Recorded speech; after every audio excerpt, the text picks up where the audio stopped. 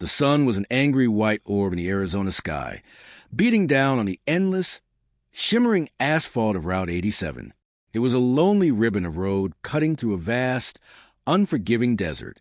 Inside her modest gray sedan, Julia felt a surge of cold fury, but she kept it locked down tight. She had faced down drug lords and organized crime figures. These two small-town bullies were not going to make her flinch. "I am aware of what's in my trunk," she stated firmly, "and I am also aware of my rights. I did not consent to this search." Bennett scoffed. "You don't get to consent. I gave you an order. Now, let's not make this difficult." The threat was palpable. Julia knew that refusing would only give them a pretext for a more violent escalation. They were playing a rigged game, and she had to play it through to the end to collect the evidence she would need. With a deep breath, she pressed the trunk release button. The soft click echoed in the silent, oppressive heat. Stone's feet crunched on the gravel as he moved toward the back of the car. It felt like a lifetime. The sound of her heart was a furious drum in her ears. She watched Bennett's face, a mask of smug satisfaction. A moment later, Stone reappeared, a wide, predatory grin on his face. Dangled from his fingers was a clear plastic bag filled with a bright white powder. It looked like a bag of sugar, but they both knew it was supposed to be cocaine. Well, Stone said, his voice dripping with false surprise.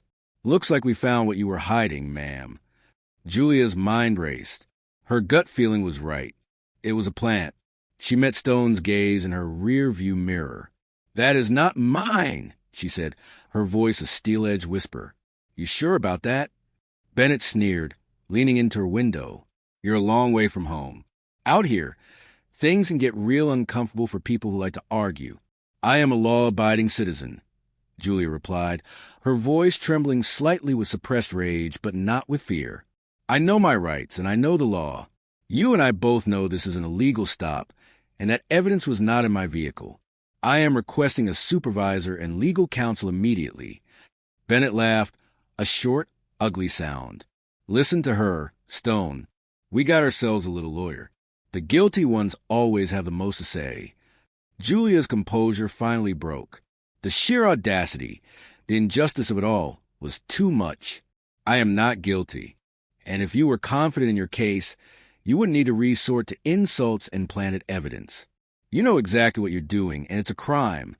That's when Bennett's face hardened. He pulled open her car door with a violent yank. The metal groaned in protest. "Get out of the car. Now!" "No," Julia stated, a calm absolute. "I will not get out without a supervisor present. You have no cause for my arrest, and you are holding narcotics that you did not find in my car." She paused, letting the silence hang in the air.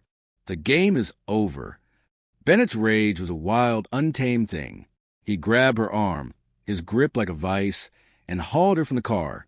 Stone moved in, and together, they slammed her against the searing hot side of her sedan. The cuffs were ratcheted on with a deliberate, bone-grinding cruelty. "Not so tough now, are you?" Stone hissed. Julia's chin was up, her back straight. "This is an illegal arrest. I have offered no resistance. That powder was not in my trunk.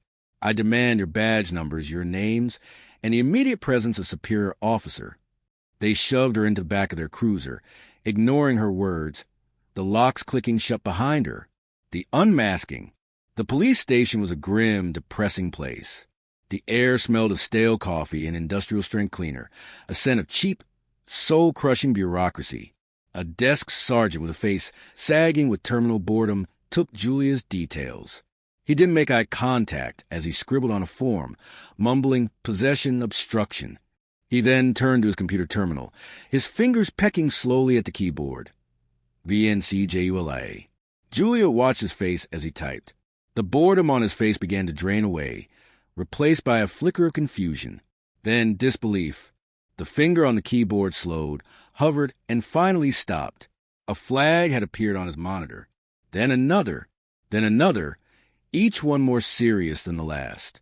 He leaned closer to the screen, his eyes widening in a mixture of fear and dawning terror. The screen flickered, displaying an official government photograph next to a title that made the air rush from his lungs. Director, Federal Agency of Criminal Investigations, A chill went down the sergeant's spine. Classification, Level 5. Immediate federal contact required. He looked up at Julia, truly seeing her for the first time, and his face was a mask of absolute horror. "Ma'am," he stammered, his hand shaking as he reached for the phone. We didn't know." But Julia was already taking control. "Put the phone down," she commanded, her voice quiet, but carrying the force of a battering ram. "Secure this building. Freeze all internal network access. Seal the surveillance records for the booking desk and the sally port. Every log from every squad car is now federal evidence." She looked him directly in the eye. "This station is under my authority." Less than an hour later, the quiet of the station was shattered by the screech of tires as a convoy of black SUVs with federal plates descended. Julia's elite team of agents, led by her deputy, Agent Michael Reynolds, moved with surgical precision. They cordoned off the building, confiscated all digital records, and began an immediate and comprehensive audit. Bennett and Stone, however, were nowhere to be found. They had fled the moment the sergeant's call went out, like rats from a sinking ship. The Phoenix Protocol. The bag of white powder they had planted in Julia's trunk was the first piece of the puzzle. It wasn't just any narcotics. It contained a federal tracking code linking it directly to a high-profile cartel bust from 6 months prior. This wasn't a random frame-up. It was a targeted hit using government-sealed evidence. Julia, fueled by righteous fury, began a methodical dissection of the department's records. What she found was horrifying. It wasn't just an isolated case of 2 corrupt cops. It was a well-oiled criminal enterprise. Julia and her team meticulously combed through hundreds of case files. They found dozens of instances of mysteriously corrupted or missing body camera footage, all following the exact same pattern. A traffic stop, a planted bag of drugs, and a quick conviction. The victims were almost exclusively minority drivers, easy targets for a system that had long turned a blind eye. Then came the discovery that made Julia's blood run cold. His name was Daniel Collins, a 22-year-old aspiring teacher with a bright smile. According to the official report, he had died by suicide in police custody 2 years earlier. His family had fought for answers, filing lawsuits, but they were stonewalled at every turn. The official report was a brief, clinical narrative, painting Daniel as unstable and violent. But Julia, a master of finding what others wanted to hide, found a corrupted file in the system. It was a bystander cell phone video that had somehow survived the department's attempts to erase it. The footage was grainy and shaky, but crystal clear in its horror. It showed Bennett and Stone beating Daniel Collins into unconsciousness while he begged for his life. What the official report called a suicide was a cold-blooded murder disguised as standard procedure. The hunt for Bennett and Stone became a federal manhunt. With the full force of FACI and other federal agencies at her command, Julia began tearing apart the network from inside. They discovered the operation had a name, the Phoenix Protocol. An informant, finally safe enough to speak, revealed its terrifying scope. The protocol was a system designed to make seized drugs vanish from evidence lockers and reappear on the black market, generating millions in illegal profits. But the real shock came when they identified the mastermind, Mr. Graham, a disgraced former FACI agent who had supposedly died in a car accident 3 years earlier. Graham had faked his own death and was now living as a ghost, the architect of a criminal empire that stretched across half of Arizona. He was a puppet master, and Bennett and Stone were just as disposable pawns. The final showdown, the manhunt for Bennett and Stone, ended in a desolate corner of the Arizona desert. They had holed up in a dilapidated ranch house, thinking they could wait out the storm and slip across the border. At dawn, Julia's FACI tactical team descended. The look on Bennett and Stone's faces, the dawning horror as they realized the woman they had tried to frame was now the one holding their lives in her hands, was a chilling prelude to justice. They surrendered without a fight that M.R. Graham, however, was a different kind of prey. They found him not in hiding, but living in a quiet, manicured suburb of Scottsdale. His house looked ordinary from the outside, a white picket fence and a neat lawn, the perfect cover. But inside, it was a digital fortress. Banks of monitors glowed in the darkness, showing real-time surveillance feeds from police stations across the state. Graham had been watching everything, controlling his network like a spider in the center of its web. When the federal agents breached his door, Graham didn't resist. He simply looked up at Julia with an unsettling calm, the supreme arrogance of a man who believed he was untouchable. "I knew you were smart," he said, "but you never would have found me without my pawns." "Your pawns made a mistake," Julia replied, her voice firm. "They messed with the wrong person." "They were a test," Graham said, a faint smile on his face. "If you couldn't handle them, you couldn't have handled me. But you did. Impressive." This cold, calculated admission only fueled Julia's resolve. She wasn't just bringing down a criminal. She was bringing down a monster who had used law enforcement itself as a tool of oppression and murder. A new beginning.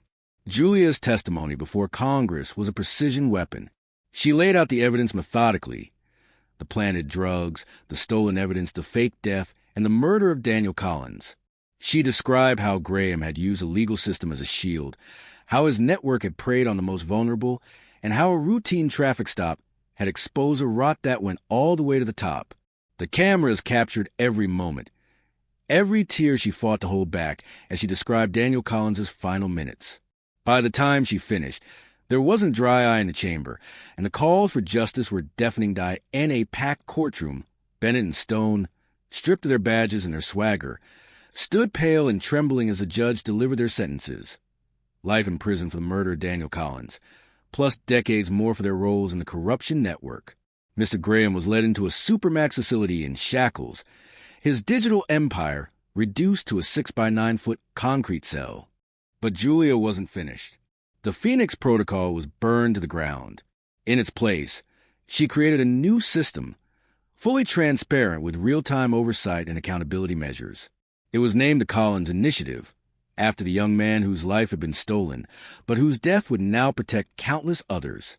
Police body cameras were upgraded with tamper-proof technology. Evidence handling procedures were completely overhauled. Civilian oversight committees were given real power to investigate misconduct. A federal task force was established to hunt down corruption networks before they could take root. And here was a final, devastating twist. During the investigation, Julia's team found records that showed her traffic stop wasn't random. Mr. Graham had been monitoring federal communications and had identified Dr. Vance as a threat to his operation months earlier. The routine stop was an assassination attempt, not to kill her, but to destroy her career and credibility by framing her for drug possession. If she had been just any other person, the plan would have worked perfectly. But he made one crucial miscalculation. He underestimated exactly how dangerous Julia Vance could be when someone tried to destroy her life. His attempt to eliminate his biggest threat ended up exposing his entire criminal empire and bringing about his own downfall. Justice, Julia learned that day, rarely arrives like a thunderclap. More often, it arrives with the slow, relentless persistence of good people who refuse to be silenced. Daniel Collins' family finally got their answers. The innocent people framed by Bennett and Stone had their convictions overturned. The stolen evidence was returned to its rightful place. And somewhere in a federal prison, Mr. Graham sits in his concrete cell, probably still wondering how his perfect plan went so catastrophically wrong. The answer is simple. He picked the wrong woman to mess with. Sometimes the universe has a sense of justice that's more perfect than anything human beings could ever devise. And sometimes the person you think is your perfect victim turns out to be your worst nightmare.